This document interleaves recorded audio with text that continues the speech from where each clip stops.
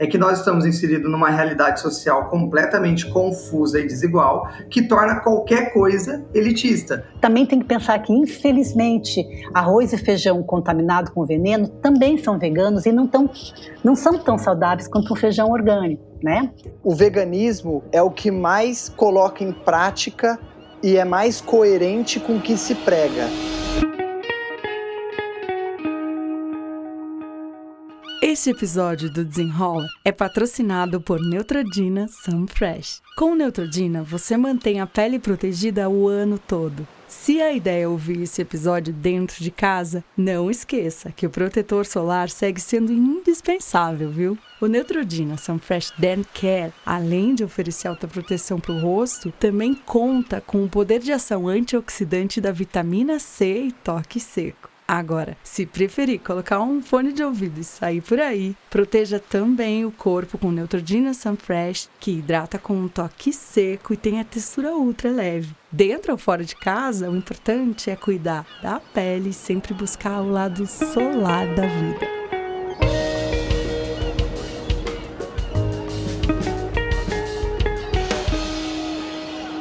Olá, esse é o Desenrola, um podcast da Summer Hunter. Eu sou a Dandara Fonseca e toda semana a gente vai trazer aqui assuntos que você nem sabia que eram tão importantes para a tua vida. Sempre de forma solar, descomplicada e na companhia de gente que sabe do que está falando. E nesse episódio a gente quer saber, você já repensou o seu consumo de carne?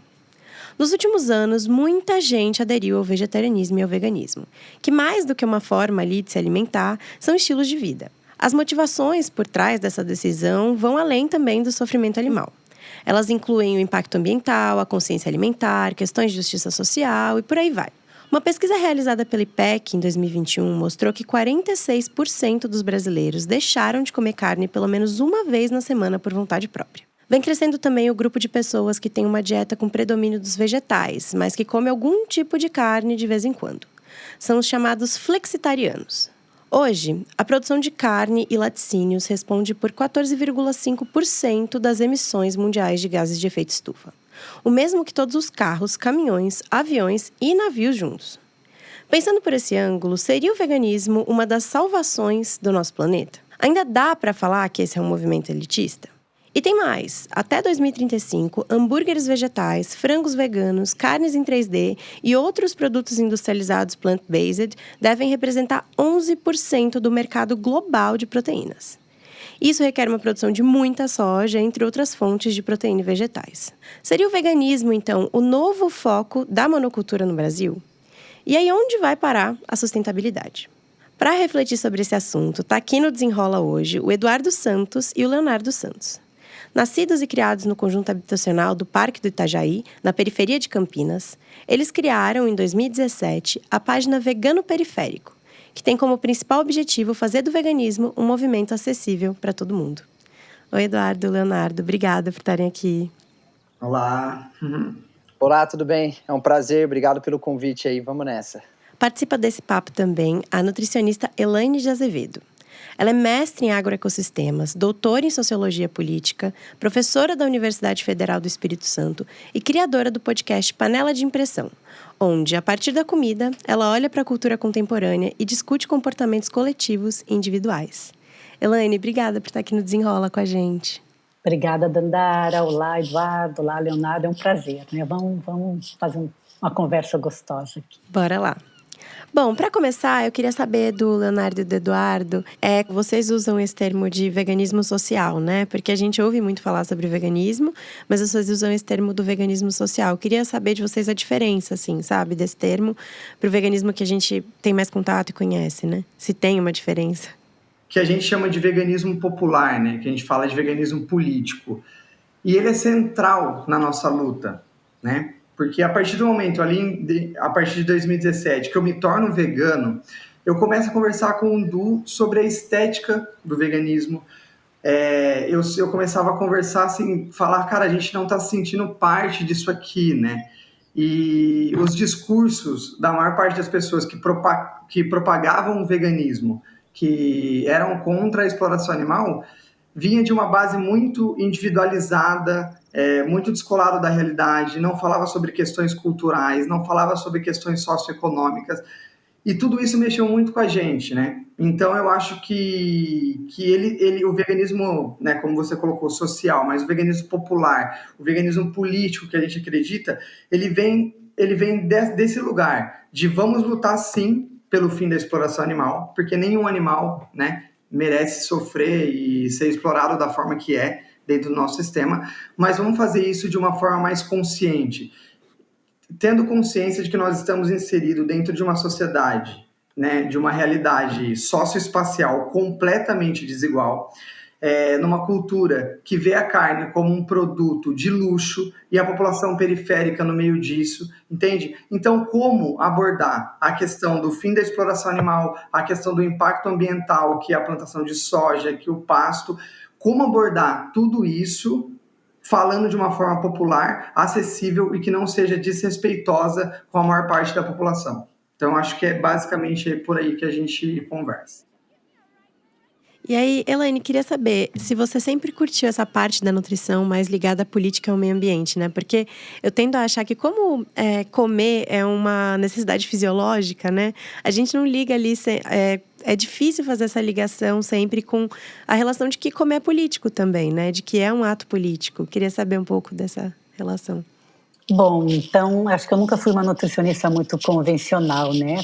Eu posso dizer assim, que por muito pouco tempo eu vivi nesse ambiente da nutrição clínica, da perspectiva do nutricionismo, da perspectiva das calorias, etc. Mas assim, hoje eu posso dizer que quem pensa a comida de uma forma interdisciplinar, isso é, para além da porteira da produção, ou seja, quem pensa na natureza, que é ainda onde ela é produzida, né? Estão querendo mudar isso, mas ainda é lá. E também nos homens e nas mulheres que produzem comida, como foi o caso da minha formação, né, que, como você falou aí, passou pela agricultura, passou pela saúde, foi para as ciências sociais, mas quem pensa dessa forma não tem como não inserir uma dimensão política para analisar todas as questões, são inúmeras, né, que envolvem o ato de comer. Então, na verdade, assim, viver é um ato político, né, e todas as nossas escolhas envolvem uma dimensão política. Todo consumo é político, por exemplo. Então, é preciso também entender o que a gente, para falar de comer como político, o que é política, né? Que vai muito além desse ambiente formal do voto, das cabines eleitorais e dos ambientes assim que são formalmente, né, legitimados como políticos. Aí, realmente, viver é político, né? Então, não é muito difícil transformar o comer em político, né? Quando tu tem essa perspectiva mais ampla. Sim. E como que o veganismo, o vegetarianismo atravessa ali as suas pesquisas? Bom, a minha área de estudos é a sociologia da alimentação, né? Então, ela se propõe, como eu falo no podcast, né, olhar para o mundo pelas lentes da comida. Então, eu olho tudo. Eu olho, não dá para ignorar, né, esse movimento social, que é o veganismo, que não é uma dieta, né, que é tão vibrante, tão importante para pensar diversas questões do mundo contemporâneo. Então, para mim, assim, inclusive o veganismo é uma das questões sociológicas mais sensíveis que eu conheço. Quando eu dou aula de sociologia, na sociologia geral, primeiro semestre, eu uso a discussão do veganismo para mostrar a complexidade da discussão que atravessa todos esses níveis aí que a gente sabe, né? Social, ambiental, da saúde, da ética, etc., né? Então, como ele é muito plural, quer dizer, também não tem só um veganismo, como também já foi sinalizado aqui, né? Ele discute gênero, poder, meio ambiente, antropocentrismo, feminismo, racismo, locavorismo. Me fala aí o que não é que eu enfio aqui e a gente discute, né? Então, discute segurança alimentar, discute simbolismo de poder, religião, enfim. São muitas questões sobre uma perspectiva que eu digo que não é nem lógica e nem ilógica, ela é sociológica, por isso que é tão difícil de compreender. Não é tão simples, né? Mas ela é uma questão interessante, né? Para uma visão sociológica, especialmente, né? Eu só queria fazer um comentário em cima desse da Elaine, que foi perfeito, que olhando para todos os movimentos que lutam por alguma coisa, né? O veganismo é o que mais coloca em prática e é mais coerente com o que se prega. Porque você tem que entrar no supermercado e andar gôndola por gôndola para ler os rótulos, para saber se ali tem algum ingrediente de origem animal, para você não financiar aquilo e de forma prática não participar daquilo. Então o veganismo ele é muito sólido nessa questão, né? Isso é muito importante. Alguns tipos de veganismo, né, Eduardo? Alguns tipos de veganismo. Porque eles são plurais, eles são plurais, né? E sobre essa pluralidade, eu fiquei interessada agora, assim, como você enxerga essa pluralidade do veganismo, Elaine? Olha, tem veganos que estão trabalhando na perspectiva socioambiental e da ética, como vocês mencionaram aí. Tem vegano que está pensando na sua própria saúde. Tem vegano que é vegano por conta de uma religião, então está pensando numa mudança da sua sensibilidade espiritual, né? E tem vegano que é homossexual, é uma mulher lésbica que não quer endossar o poder masculino, simbolizado pela carne, que tem essa relação com a guerra, com o masculino, com o patriarcal, com a conquista. Tem feminista que, por ser feminista, come carne para poder ser igual ao homem, porque ela não quer retirar a carne da sua dieta. Então tem vegano da direita, né, que endossa o movimento da direita, o movimento de purismo, como Hitler fazia. Tem vegano que endossa o movimento da esquerda, por ser contra a globalização, não a globalização, mas o poder do sistema agroalimentar. Olha, nunca vi um movimento mais interessante para conversar do que esse. E é muito interessante isso, porque às vezes a gente cria uma ideia na nossa cabeça do que é um vegano, né? Assim, do que é uma pessoa do movimento, né? A gente coloca ali na nossa cabeça um líder ali daquele movimento, sendo que são muitas questões, né? E muitas pessoas ali participando daquilo, né? Eu ia comentar sobre isso, né? Em cima do que a Elaine falou, que é exatamente isso. A gente tem uma mania, eu acho que é até natural, de congelar as pessoas. E congelando as pessoas, a gente congela movimentos, né? E eu acho que o mais legal, assim, que até a minha cabeça, quando eu me tornei vegano, abriu muito, é essa coisa de você não olhar as coisas dentro de uma caixinha, né? De você esmiuçar aquilo e entender que há uma variedade de coisa acontecendo ali, né? E o veganismo, ele é muito plural. Ele tem essa parte dele mais liberal, essa coisa mais midiática, hypada, assim, que não dialoga muito com a estética de uma luta social, de uma luta popular, mas, assim, existe essa outra parte, né? E é isso que é legal a gente desconstruir, por isso que eu gosto tanto de falar sobre veganismo, né? Porque eu sempre vejo nos olhos das pessoas elas pensando, nossa, mas eu estava pensando totalmente diferente disso, né? Então, eu acho muito legal isso. E eu acho que um ponto que as pessoas comentam muito, né? E eu acho que tem essa mudança de perspectiva, às vezes, conversando, é o ponto de que as pessoas falam que ser vegano é caro, né? E aí também a gente leva para essa questão da elitização desse movimento e tal, né? Queria saber de vocês, se vocês acham que ser vegano é caro ou tem mais uma questão de ser elitista aí no meio e não caro, sabe? Outra questão também que a gente lida todos os dias, inclusive, a gente recentemente escreveu um artigo na coluna do Visão do Corre no Portal do Terra, que o título era "O veganismo é elitista ou mal propagado?". O que tem no inconsciente coletivo é que é um movimento baseado em castanhas, mirtilos, pratos exóticos, que você vê sempre na beira de uma praia ou de uma piscina, num resort. Então, quando você fala veganismo, é essa imagem que vem na cabeça das pessoas. Só que eu, por exemplo, estou aqui no Campo Grande hoje, na região que eu nasci, e o Léo, que não tem condições financeiras, a gente que vem da classe baixíssima, sem um tostão no bolso, sendo da classe trabalhadora, quando nós nos tornamos veganos, a nossa primeira impressão, o nosso primeiro contato foi com as feiras, foi com o hortifruti. Então nós entrávamos no mercado, ao invés de você ir para uma gôndola, ir para a prateleira e pegar tudo aqueles produtos químicos que não é alimento, né, muita gente consome, infelizmente, mas não é alimento, você vai para a feira. Você comprando alimento e consumindo o mínimo de industrializado necessário, não tem como ser caro. Aí você pensa, mas você é obrigado a comer alguma coisa para substituir a carne. Não, o feijão cumpre essa função enquanto ferro, enquanto calorias, e tem uma coisa que não tem, né, na carne, né, tem carboidratos, então você tem no feijão uma substituição muito simples. Só que aí entra aquela questão, você não pode simplificar e falar para as pessoas, é só você trocar a carne pelo feijão, que aí entra tudo aquilo que a Elaine e o Léo já comentou. Existem questões sociais, existe a carne como um troféu, né, como uma conquista, mas assim, se a pergunta é caro ser vegano? Eu digo, é caro qualquer tipo de alimentação. Mas se você é vegano pensando numa alimentação saudável, sem pensar nesses produtos ultraprocessados, produtos químicos, com certeza vai ser muito mais barato, né, do que você consumir ali queijo, carne, leite, ovos, além dos vegetais que você tem que ter. Então, realmente, é só um estereótipo que a gente tem na cabeça mesmo. Eu acho que essa resposta, ela sempre pode ser feita, ou a pergunta e também a resposta, a nível de comparação, né? É preciso primeiro ter claro que tipo de veganismo você pratica, né? Porque eu já falei, nós falamos aqui que o movimento é bem plural. Então, no Brasil, primeiro, comer já é um privilégio para 85% da população. E aí qualquer discussão de comida boa, de verdade, saudável, vira um problema. Ah, é orgânico, é vegano, você come frutas, né? Mas de forma geral, quem tem um mínimo de recurso e acesso à comida, né, que já é privilegiado, comer sem nenhum tipo de proteína animal é mais barato do que comer carnes derivados animais. Então aí tudo bem, porque de forma geral carne e derivados são muito mais caros. Então uma dieta vegana, entre aspas, convencional, quer dizer, a base de vegetais, frutas, verduras, cereais, leguminosas, é mais barata.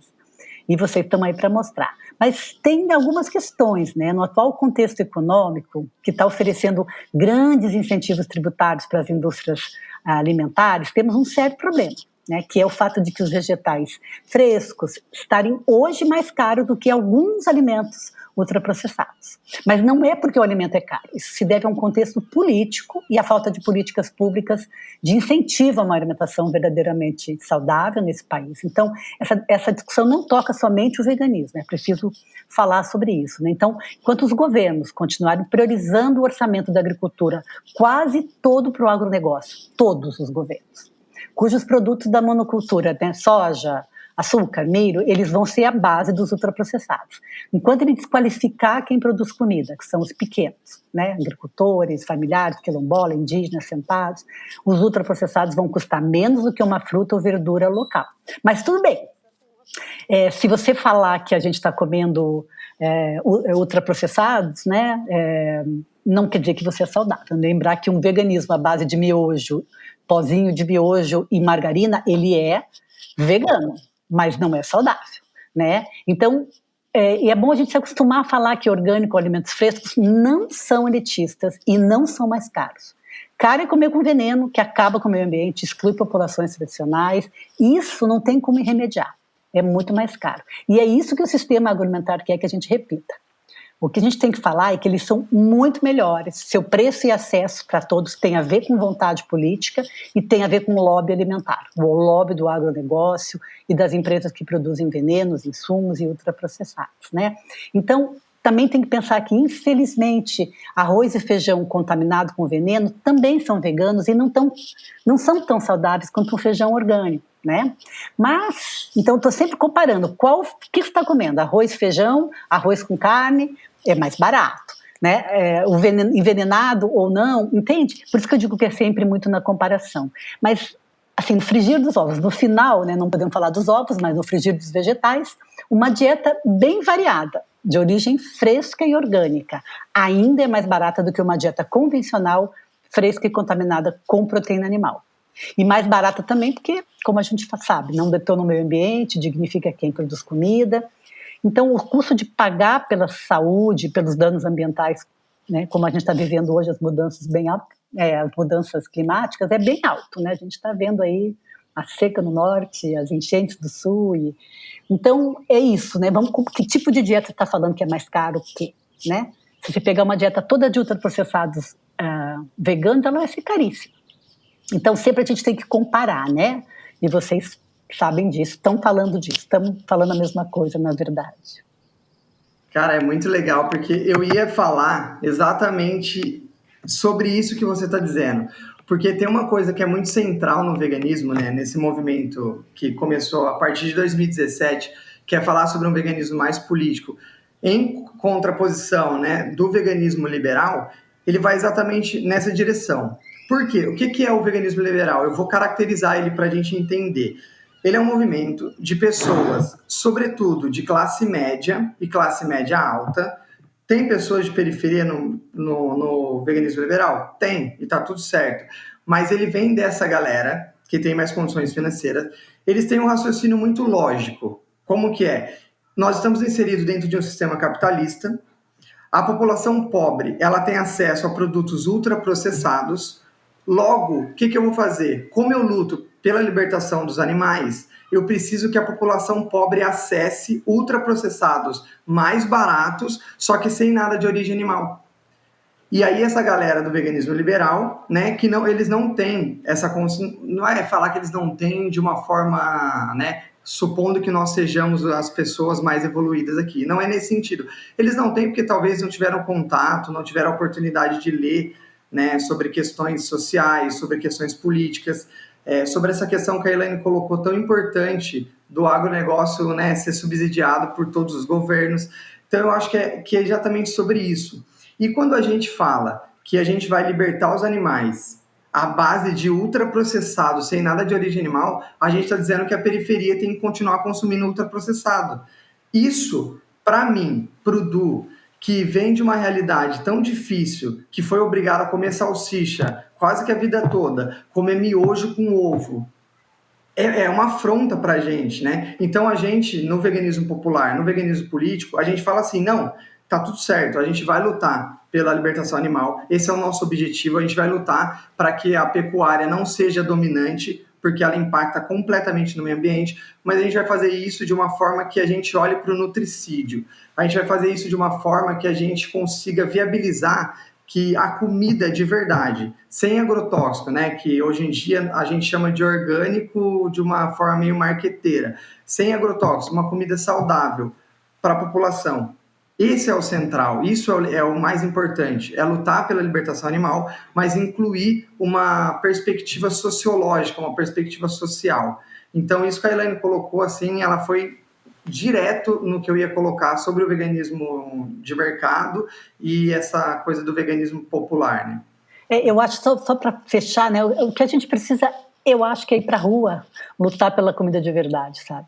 Pressionar esse Estado para focar no combate de desigualdade social, porque hoje comer é elitista, veganismo é elitista, orgânico, tudo que é bom, comer em casa é elitista, voltar para casa é elitista, né? Então a gente tem que exigir um direito constitucional que é o acesso a uma comida de verdade e qualidade de vida para todos os brasileiros, né? A gente vai para a rua pela luta dos palestinos, legítimo, importante, mas se a gente lutasse com a garra pelas nossas minorias assassinadas, né?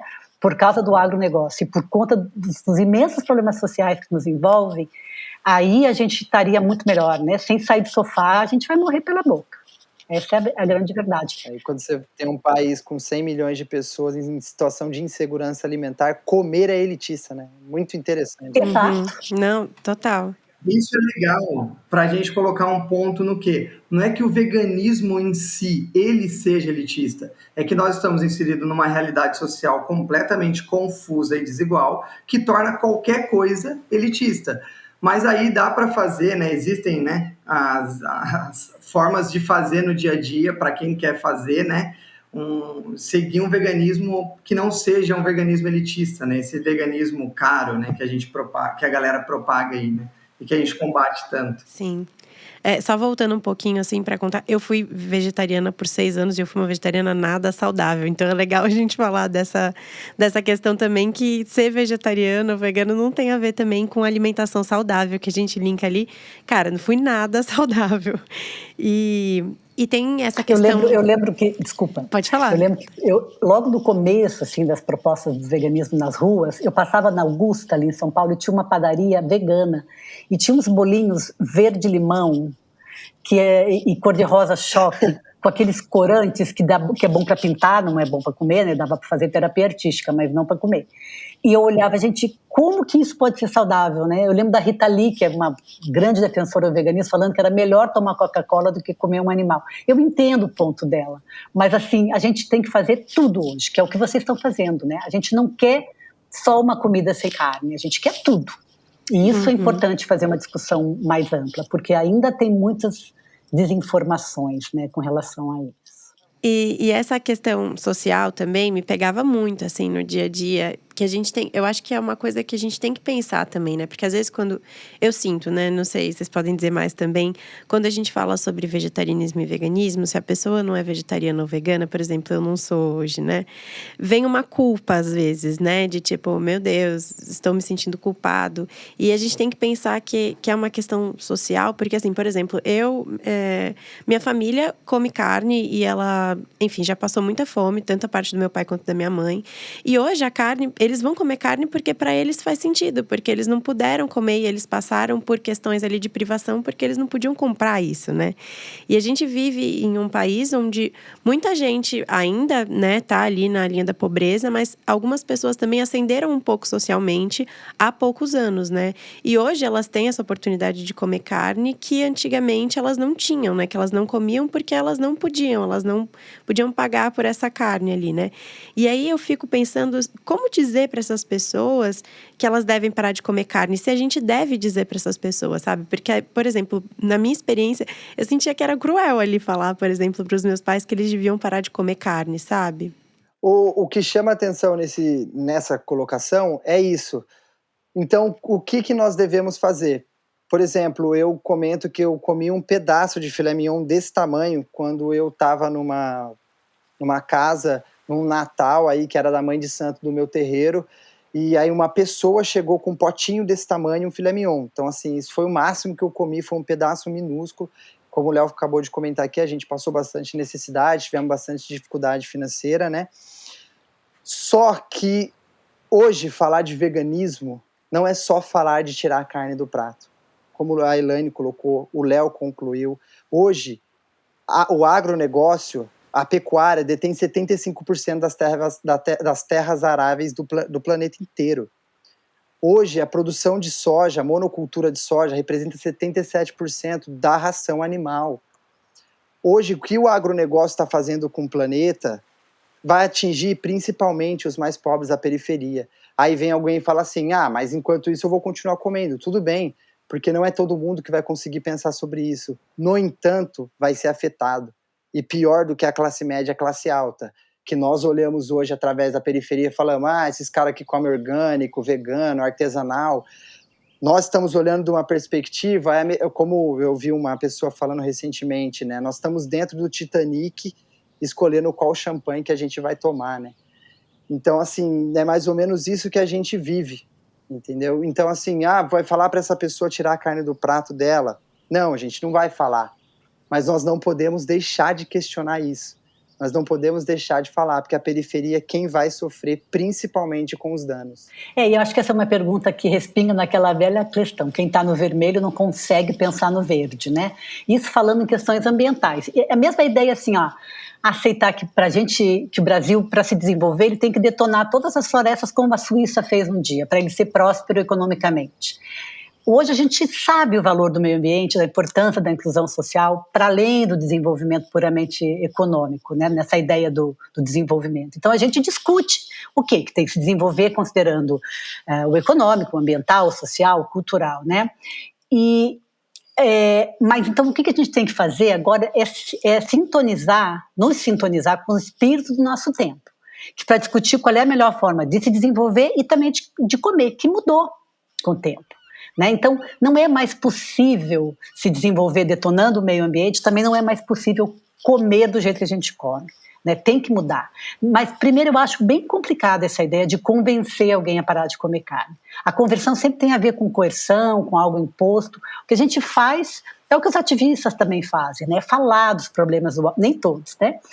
Os ativistas respeitosos, falar dos problemas do alto consumo para a saúde humana, para o meio ambiente, para a dimensão social, e a pessoa decide. Então, o que nós não estamos aqui para convencer ninguém, mas sim para falar dessas repercussões que tem que ir para a escola, tem que ir para a mídia, tem que ir para todas as classes sociais. E se comer carne ainda significa ascensão social, isso é bem difícil de mudar no âmbito individual, é desrespeitoso, porque a pessoa pode se sentir desrespeitada.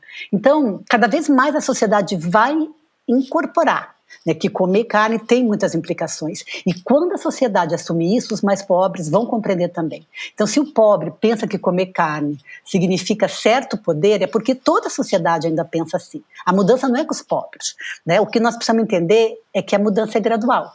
e precisa de tempo para ser incorporada, como todas as lutas. Pelo aborto, pela descriminalização da maconha, um dia foi sobre o divórcio. Cada tempo uma luta. E elas são complexas. Quanto mais complexas as questões, mais graduais e com mais tempo a gente precisa encarar as mudanças. Então tem que ter paciência, né? A discussão está posta, mas ela precisa ser feita nessa premissa, não de impor nada. Tem que se falar sobre essas questões e esperar que não sei se a gente vai ter tempo para isso, porque a coisa está pegando, né? Mas eu acho que tem que ser com respeito, com tranquilidade, entendendo essas nuances culturais que são muito sensíveis, né? Não, e é muito interessante porque aí também eu acho que nessa discussão às vezes entra o oposto, né? Que tem uma galera que fala muitas vezes, mas a periferia não vai entender esse movimento. De uma forma preconceituosa, eu acho, né? Em vários pontos ali, de achar que a periferia não vai entender essa importância, não vai entender que, enfim, parar de consumir ali carne e derivados animais é positivo para o planeta. Eu vi uma história de vocês super legal recentemente, Du e Léo, que vocês falaram que vocês estavam num bar assistindo um jogo e conversaram com um garçom ali, ele fez um prato para vocês, né, sem carne. Sim, a gente foi assistir a final, né, da Copa do Brasil ali num bar em São Paulo, e aí chegando lá o cardápio era repleto de produtos de origem animal, assim, tava eu e a Gil, né, e aí o cardápio era repleto de origem animal, e a gente falou, pô, a gente quer comer aqui, porque a gente quer assistir o jogo, né, e aí o que a gente faz? Pô, na humildade a gente chamou o garçom ali, falou, tudo bem, a gente queria saber se existe a possibilidade de comer um PF, né, um pratão assim. O prato mais barato deles acho que era 38 ou 43 reais, assim, era bem caro, mais barato. Aí a gente falou, a gente é assim, assim, assado, a gente não come isso, não come aquilo, a gente prefere não consumir. O cara falou, não, com certeza, vou na cozinha, vou dar uma olhada, vou ver para vocês o que eu posso fazer. Aí começou a movimentação entre eles, um conversando com o outro, entrou na cozinha, o cara voltou e falou, pô, a gente consegue fazer um prato com arroz, feijão, vários tipos de legumes, salada, e fica 33 reais. Então saiu tipo, mais barato do que o prato mais barato deles, ali na hora. E a gente conseguiu assistir o jogo, conseguiu comer ali, o São Paulo foi campeão da Copa do Brasil. Sabe, mas assim, é um tipo de preconceito falar isso. Não há dúvida que falar que a periferia não consegue, não entende o veganismo é um preconceito. Mas eu acho que em todas as classes sociais há uma certa miopia sobre as questões de qualidade de vida e de alimentação saudável. Quem come ultraprocessado no Brasil não são só os pobres. O consumo é alto em todas as classes sociais.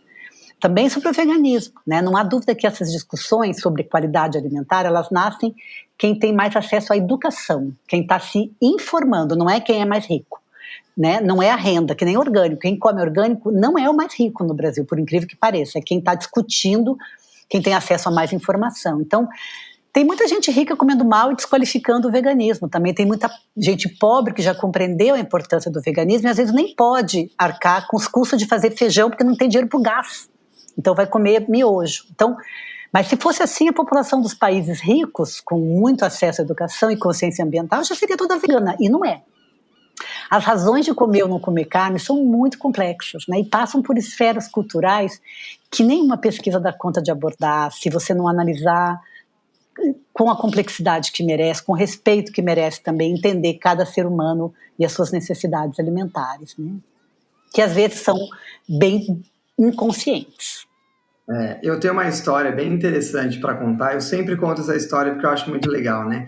Que ela vai bem no sentido de entender a carne enquanto um produto importante para as comunidades, tanto pobres quanto de classe média alta, né? Minha mãe abriu o congelador de casa, olhou assim e falou, caramba, a gente está sem comida, né? Mas ela desconsiderou que tinha arroz, que tinha feijão, que tinha, sei lá, cenoura, tomate, qualquer coisa. Ela desconsiderou. O Du já era vegano nessa época, isso é muito interessante. Ele já era vegano há um tempo. E eu peguei e falei, caramba, não tem comida. Eu lembro do congelador, eu lembro dela fechando tudo, e eu fui trabalhar. Na volta, eu fui no busão pensando, cara, não tem comida? Vai ter. Eu fui, comprei um monte de carne no açougue. Eu sempre que eu conto, eu lembro da bistequinha de porco, né, que minha mãe gostava, que ela gosta, né? E aí eu fui, comprei, enchi 2 sacolas E cheguei em casa todo feliz, botei na mesa lá, tudo, e falei, mãe, pronto, agora a gente tem comida. Só que pouco tempo depois eu me torno vegano. Então, eu acho que isso que é legal. Quando a gente está olhando para as coisas, entender que a nossa realidade social ela é complexa e contraditória. Não adianta olhar de uma forma muito dual, muito dualista, porque é pobre, tem que comer carne, se tirar a carne. Não é isso, entende? A gente tem que entender esse respeito. Eu venho de uma realidade de muita escassez, né? A gente teve um pai morador de rua, uma mãe com situação financeira deplorável, a gente teve uma estrutura familiar muito prejudicada, sempre tivemos dificuldade, nunca consumimos carne vermelha era muito pouco, só que esse debate também está posto para a gente, porque tudo que está acontecendo no mundo, como o Du colocou, vai impactar a gente, e como a Elaine colocou também, toda essa questão tem que ser debatida nos núcleos periféricos também. Entende? Não só nas elites, não só na classe média alta, né? Então a gente tem que debater a carne enquanto uma questão cultural. E cultura não quer dizer que é certo. A cultura ela está aí para ser modificada também. Só que diferente de uma galera que faz isso com o pé no peito, dizendo que se você come um pedaço de carne com essa condição, né, que você colocou muito bem, de a pessoa estar numa realidade que não teve condições de comprar, hoje ela pode comprar. Aí você chega para essa pessoa e fala, você é cruel porque está com um pedaço de carne no prato, o que tem um impacto no mundo, que está matando animais, sabe? Não é por aí. É fazer todo esse recorte, mas falar sobre isso. E sim, a periferia pode falar de uma alimentação saudável sem carne. E só para amarrar o comentário dos dois, quando a Elaine estava falando sobre não é uma questão de elite financeira, não é uma questão de você ter dinheiro, a frase que nós temos, né, minha e do Léo na Vegano Periférico, não importa onde você mora, importa como você pensa, ela atravessa isso. Porque importa como você dialoga com os estudos, como você dialoga com as informações, a sua capacidade de discernir sobre as escolhas, sobre as informações que você recebe, o que é certo, o que é errado, passa pela sua educação, pela sua forma de enxergar o mundo. Mas isso, né, o lugar é muito importante, só que a frase vem também para nos dar força e mostrar, não importa onde você está morando, importa como você pensa e como você quer agir. E aí, Elaine, você já falou um pouquinho sobre os plant-based, né? Que são esses alimentos que muitas vezes são industrializados, às vezes ultra-industrializados ali, né? E que são vistos por muita gente como uma alternativa ali, né? Para parar de consumir carne, porque, né, alguns deles ali são feitos ali, né? Sem essa origem animal, mas que tem muitas questões em torno deles também, né? Queria que você falasse um pouquinho mais sobre isso pra gente.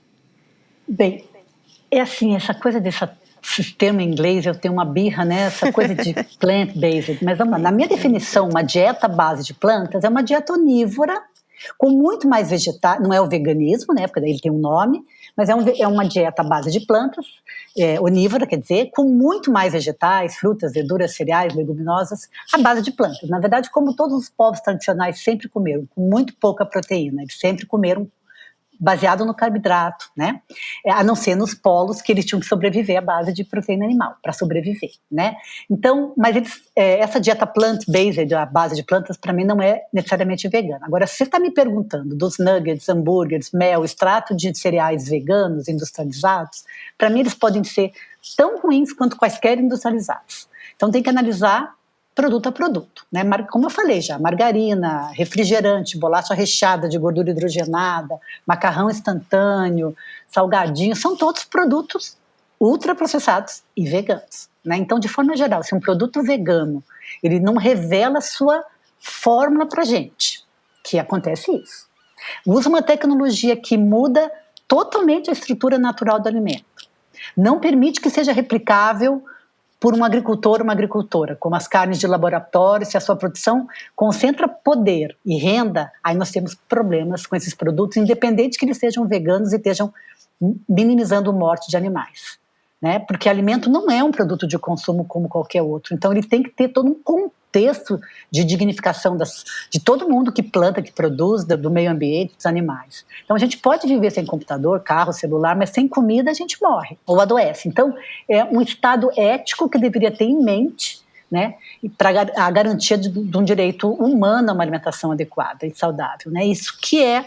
Então, claramente, né, se a gente, você já falou isso no começo, se a gente passar a parar de comer carne, sem mudar as premissas do sistema agroalimentar convencional de base química, cujo objetivo é só simples, é concentrar a renda para poucos e aumentar a produtividade sem diversidade. Nós vamos ter uma monocultura de soja, ou milho, ou ervilha, beterraba, cogumelo, tudo que usam para fazer produto vegano, porque se essas grandes indústrias que estão fazendo esses produtos, eles vão usar a monocultura de lentilha.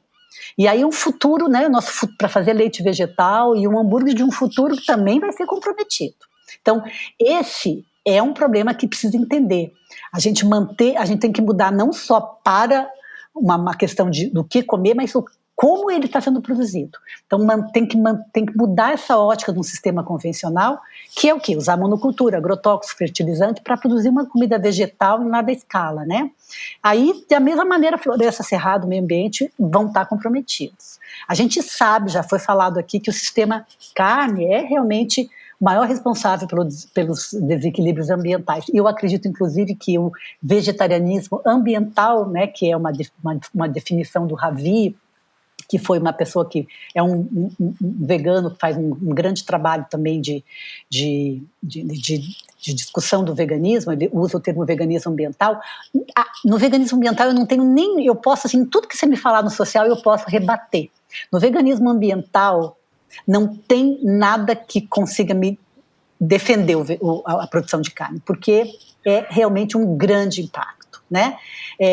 Mas claramente, se a comida é produzida com impacto ambiental e com concentração de renda e não a capacidade de acesso a todos, há problemas, né? Então, não vai ser por aí que nós vamos ter a nossa igualdade social, a nossa segurança alimentar para todos e a nossa soberania, que tudo tem a ver com comida. Então, claro que a diminuição de carne é uma mudança urgente para a gente ter futuro, inclusive, né? Mas tem diversos formatos e objetivos muito sensatos o veganismo, mas tem que cuidar para não ser apenas um desvio, né, de grandes problemas que perpassam o nosso sistema convencional, agroalimentar convencional. E tem hoje que, né, para acho que fomentar essa discussão que a gente vai poder falar aqui, mas o Joio e o Trigo tem uma última edição deles, fantástica, sobre essa questão das carnes de laboratório, dos produtos inacessíveis, né, que vão continuar sendo veganos. Então temos que cuidar mesmo. Só uma mudança específica dentro desse sistema, ela não resolve nada, ela mantém a mesma estrutura e o impacto vai ser, sei lá, mínimo, né? Então eu acho que a gente tem que ter uma mudança no modo de produção e principalmente na nossa forma de enxergar o mundo, né? De como a gente quer viver, né? O que a gente quer fazer e o que a gente quer proteger. Então, acho que isso é muito importante na hora de analisar esses produtos ultraprocessados, essas carnes do futuro, né? Para nós do veganismo popular, periférico, principalmente, não adianta, não faz sentido uma libertação animal que tem o povo consumindo pessimamente, morrendo pela boca, nutricídio. Não faz o menor sentido, entendeu? Por isso que para nós, como já foi bem colocado aqui, todas as lutas andam juntas, são extremamente importantes. Nós temos 120 milhões de hectares de terras improdutivas, precisando de reforma agrária, para milhões de pessoas, para milhares de pessoas, de famílias que querem voltar para o campo e produzir, que são os movimentos sem terra.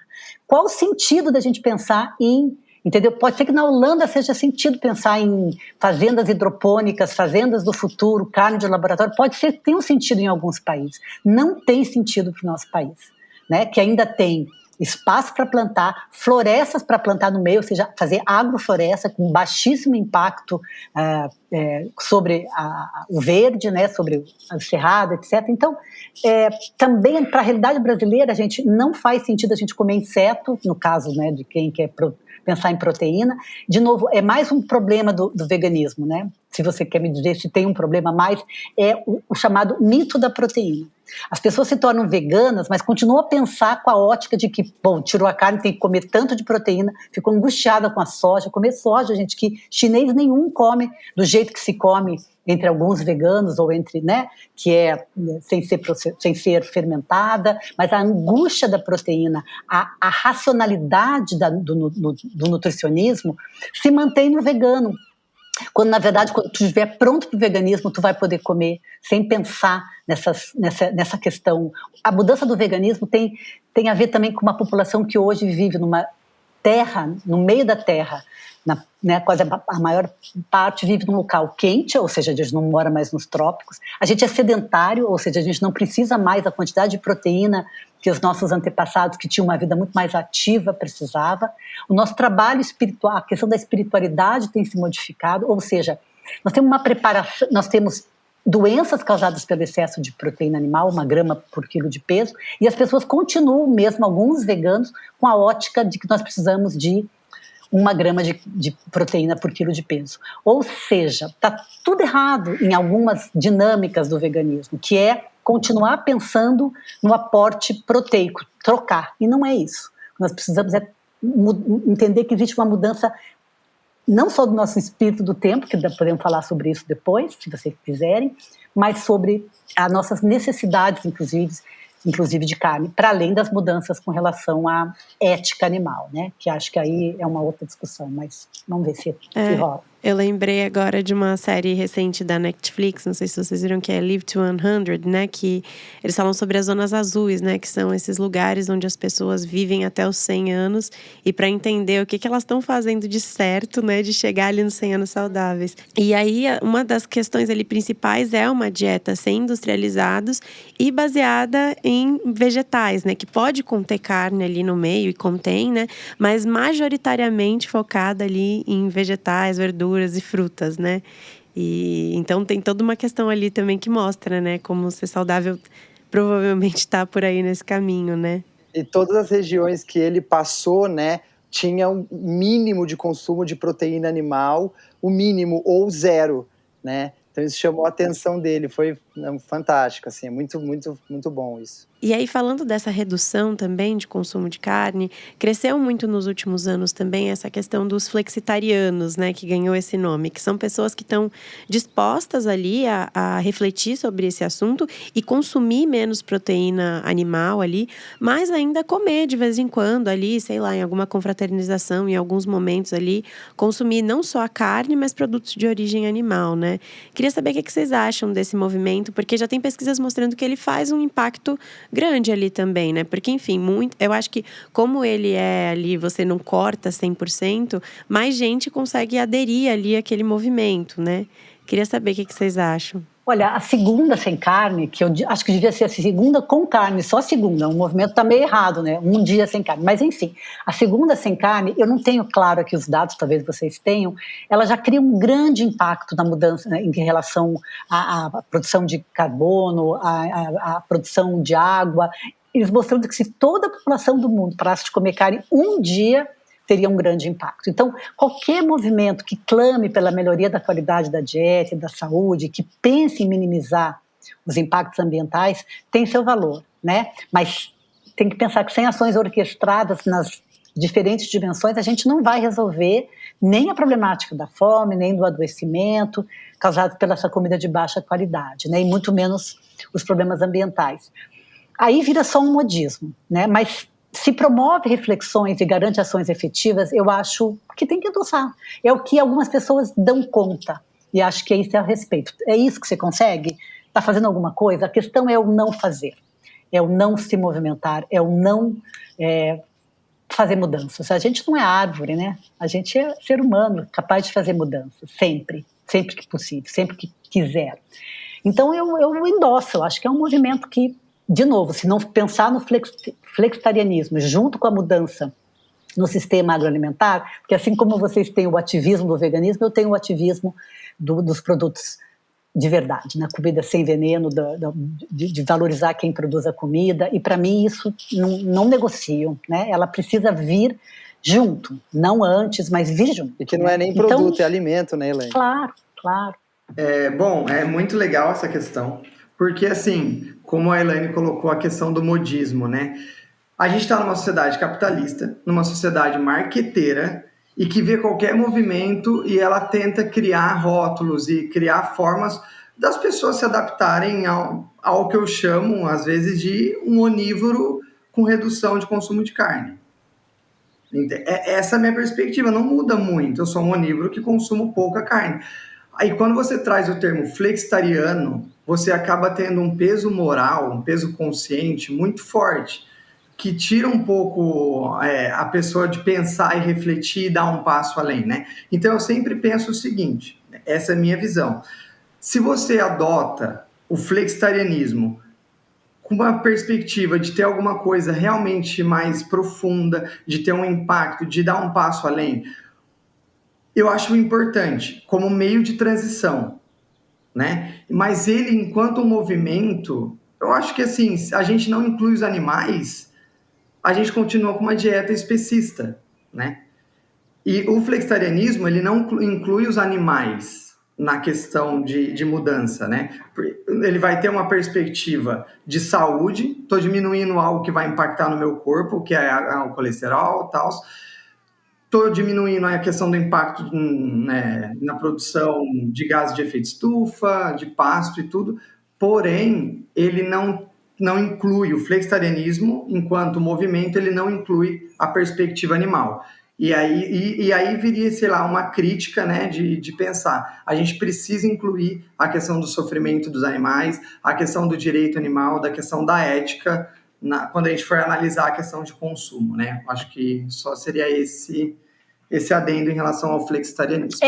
Acho legal que você falou isso, que não tem como não tocar na discussão da produção mais, sei lá, ética, né, que cuida do bem-estar animal, que eram como as comunidades tradicionais lidavam com os animais, né, tendo um cuidado. Até hoje tem comunidades no mundo inteiro que cria animais em pequena quantidade para o autoconsumo, para a sua própria alimentação da família, e essa lógica, ela é uma lógica que está dentro do sistema orgânico, na falta de um termo melhor, mas no sistema agroecológico, no sistema orgânico de produção animal, que implica em, claro, não tira o direito da vida de qualquer maneira, isso também temos que discutir, mas faz uma criação mais, menos, né, cuida com o bem-estar animal. E aí, se a gente tivesse hoje todo o sistema mudado para essa ótica da agroecologia, dos orgânicos, a gente teria uma produção animal muito menor, porque não tem como produzir animal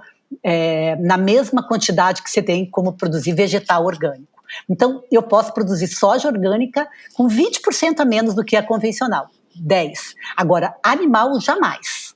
Se eu produzisse, se a lógica do sistema, em vez de ser flexitariana, fosse para mudar um sistema para um sistema orgânico ou agroecológico, eu teria automaticamente uma diminuição na produção, porque sem confinamento eu não produzo igual, uma diminuição na oferta e uma diminuição no consumo. Então, seria muito mais eficiente a gente lutar não por diminuir o consumo da carne, mas por um sistema convencional para orgânico, que aí aconteceria a mudança de uma forma gradual, né? Que eu não posso amanhã parar de comer carne, que a gente teria um problema, né? Teria que ser gradual. E a transição, ao nosso ver, é a agroecologia. Porque gradualmente eu ia mudando o sistema até que os animais, o crescimento dos animais fosse equilibrado no mundo. Né? Se hoje a gente parar de comer carne, o que a gente faz com esses milhões de frangos? Né? Teria um problema. Então, a transição agroecológica, ela é pensada justamente para um futuro que será vegano. E será vegano porque está mudando o nosso modo de pensar a morte dos animais. Né?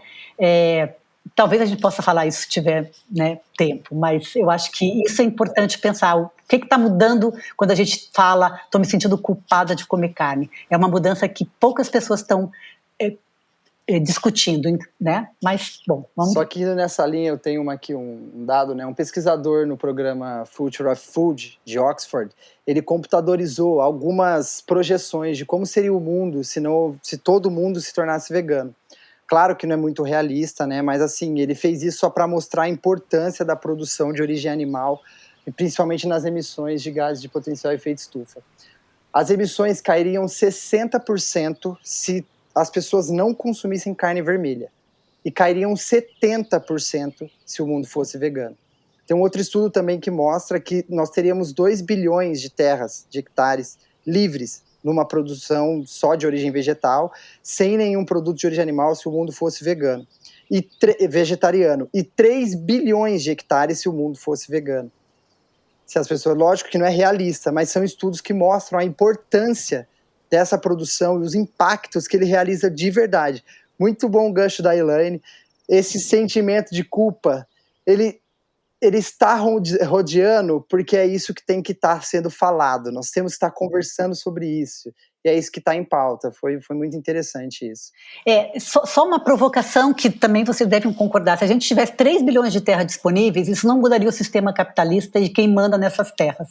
Por isso que se a gente mudasse aquela ideia de se o mundo fosse vegano, a gente teria mais alimento para todos, a gente já tem alimento para todos. O que a gente não tem é altruísmo, é senso de coletividade e temos um sistema perverso que se retroalimenta, baseado nos nossos desejos, como ele falou. É por isso que aparece tanta... Quando a gente pensa no veganismo, já está o capitalismo nos mostrando tudo que a gente quer, porque são os nossos desejos que mantêm o capitalismo, né? Mas aí eu acho que o veganismo ele acompanha essa mudança do paradigma antropocêntrico, que é, né, pensar a partir do ser humano para uma vida multiespécie ou ecocêntrica. Então, assim, essa pergunta, temos o direito de matar, vai incomodar a gente cada vez mais, porque é a pergunta do nosso tempo. E o nosso futuro vai ser vegano exatamente porque essa pergunta está incomodando, eu não tenho dúvida. E quando surge uma questão como essa, ela vai ter que ser encarada. E essa é a pergunta que realmente eu posso discutir e defender o carnista. Eu posso defender o carnista em várias instâncias. O consumo de carne, que não futura aqui e tal.